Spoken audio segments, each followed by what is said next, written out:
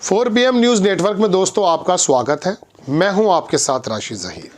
मुख्यमंत्री और प्रधानमंत्री अगर झूठ बोलने लगेंगे तो फिर बात अटक जाएगी।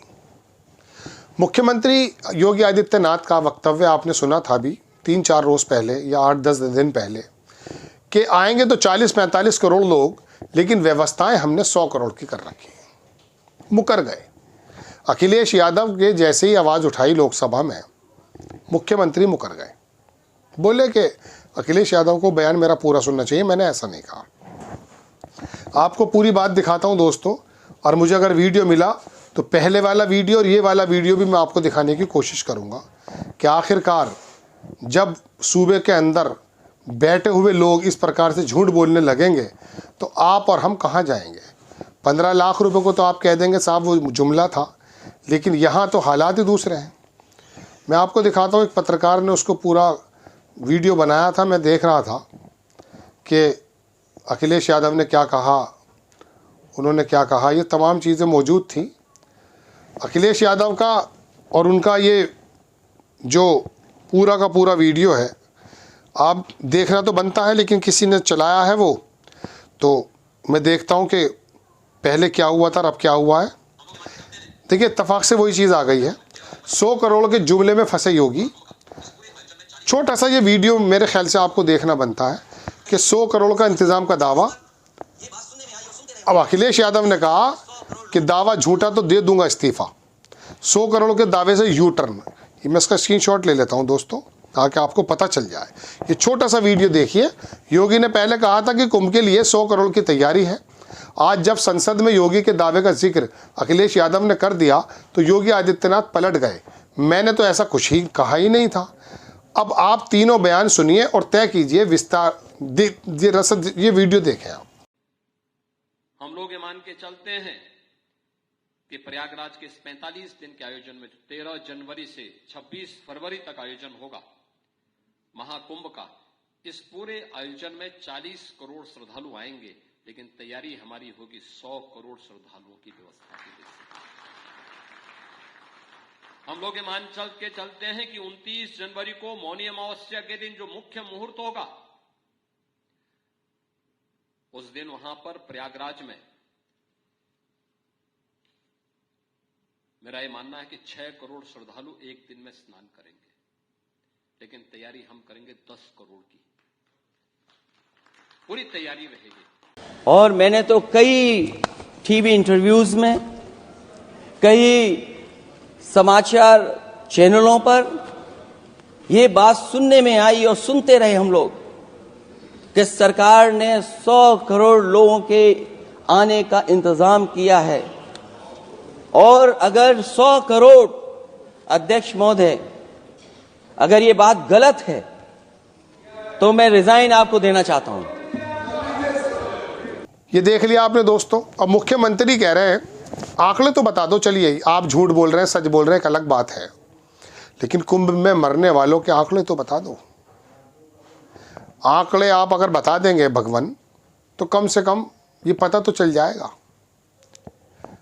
ये लाशें निकल जाना, कई अखबारों ने बताया है, कोई 2500 बताता, कोई 40 बताता, कोई 150 बताता है। कोई महिला कहती है कि मेरे बाप को इस हालत में तो दे दो, मैं घर किस मुंह को लेकर जाऊंगी, उसकी बॉडी ही मुझे दे दो। मैंने स्ट्रीम मीडिया में 1-2 मीडिया चैनल वाकई उन्होंने दिखाया। दैनिक भास्कर का रिपोर्टर में देख रहा था, एक वो बात कर रहा था, उसने वाकई बड़ी अच्छी रिपोर्ट्स बनाई हैं। जब सरकार और सिस्टम मौत के आंकड़ों को छिपाने लगे तो पता चल जाएगा।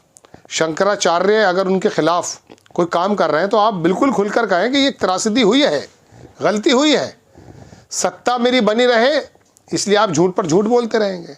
चलिए, मुख्यमंत्री तो आप हैं, और मैं ये समझता हूँ, आपके बारे में नहीं कह रहा हूँ कि नेता तो झूठ बोलते हैं, लेकिन शंकराचार्य और बाबा, साधु, इन लोगों को झूठ से परहेज करना चाहिए। ये वीडियो क्या जाहिर कर रहा है जो आपने देखा है दोस्तों अभी, कि पहले आपने बड़ी अपने कंधे पे थपथपाने का काम किया। 100 करोड़, अरे 140 से कर देते भाई। मुसलमानों को आप ही ने तो वो बंद किया है। इसमें आपने ईसाई, मुस्लिम और भी शायद दलित वगैरह पता नहीं जोड़े नहीं जोड़े, सिख वगैरह जोड़ दिए होंगे। 40 करोड़ समझते हैं, 40 करोड़ में 100 करोड़ का इंतज़ाम इन्होंने किया था, क्योंकि वहाँ मुस्लिम समाज के लोगों का तो बहिष्कार हो गया था।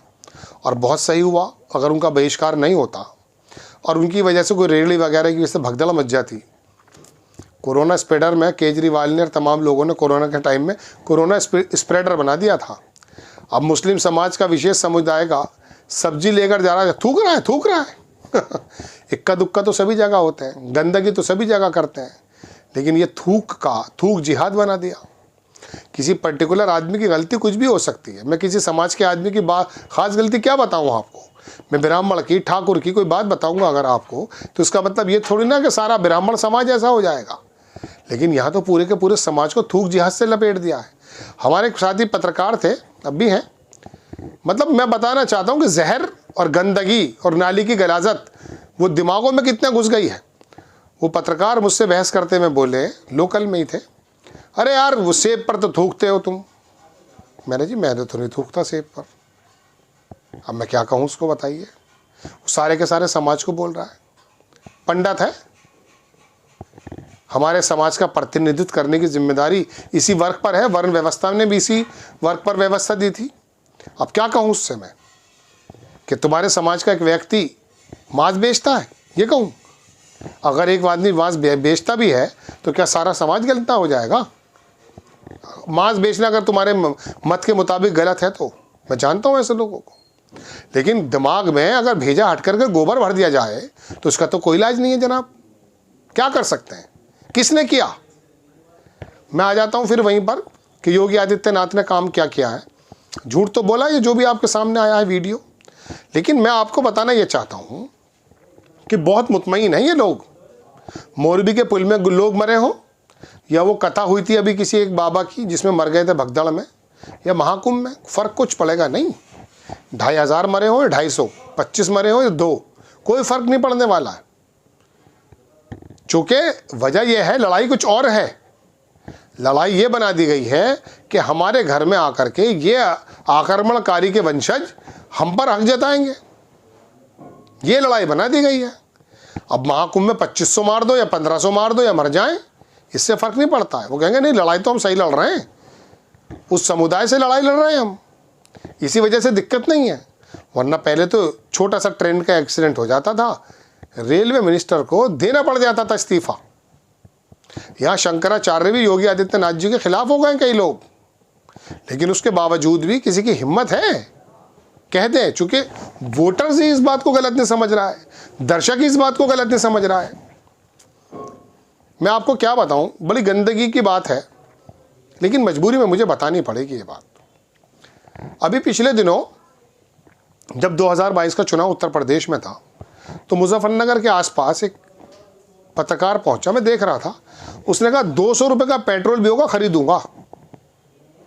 और मोदी के बारे में एक आदमी ने अपनी गाड़ी के पीछे लिखा हुआ कि ये आदमी, अगर मैं आपको शब्द भी इस्तेमाल नहीं कर सकता, अपने परिवार की किसी महिला के साथ जोड़ा, ये भी हो जाएगा मैं मोदी का। मतलब इस दर्जा, जब प्रधान सेवक ना समझ के अपना अन्नदाता समझ लिया जाएगा और ये समझ जाएगा कि भाई ये गुजरात के अंदर मुल्लों के पेज टाइट करके आए हैं और पूरे भारत में भी कर देंगे और कर रहे हैं, इसलिए वोट दे रहे हैं, तो फिर इनको कोई फर्क नहीं पड़ता कि इनके चोरों की तरह 18,000 आदमियों को वो हाथ बांध के अमेरिका भेजे या यहाँ बेरोजगारी के हालात बढ़ जाएं।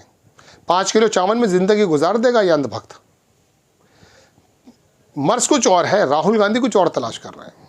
मैं सच कह रहा हूँ आपसे, ये हिंदुत्व के रथ पे सवार पर जो नेता आए हैं ना, इनके सामने आप बेरोजगारी के आंकड़े, भ्रष्टाचार के आंकड़े रख रहे हैं।